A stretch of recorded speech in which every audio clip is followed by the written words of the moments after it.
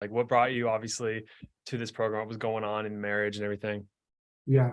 So like, she had kind of blindsided me. I felt blindsided by her giving me the divorce papers because she had mentioned several times before that she just wasn't happy or thought about divorce and stuff like that. And I always thought that I took that as a personal attack because she would say that out of anger.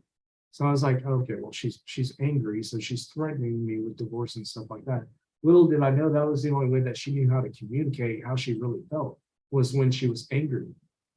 We did end up getting divorced. Well, she divorced me in October. Looking back at to where you're at now, what are some of the milestones or things that you think are like, oh wow, I'm getting closer to her? Like some things that she did show you. She, kind of realizes that like I'm not just trying to solve her problems anymore. I'm actually listening to her and trying to like be empathetic with her throughout the emotion. And speaking of that process, like what are some of the things that you've opened your eyes to during the course and changing yourself that have led you to be able to get to where you're at with her? Being there, being present and everything with the kids, and being there for her on in some of her needs, and just kind of taking my own path, but still being there.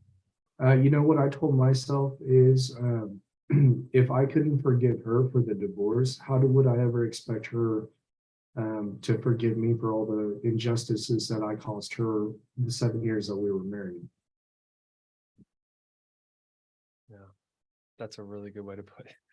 And we got to talking about different stuff and different desires and stuff like that. One thing led to another, and we ended up being intimate that night. Which like that's a win for me. That's a big victory because we haven't had anything in 6 or 7 months. If you could talk to yourself when you first came into the program and give yourself a piece of advice to maybe ease the anxiety or give yourself more faith, like even if you didn't need it, but like what piece of advice would you give yourself when first coming to the program, looking back on it? Stay the course and keep your head up.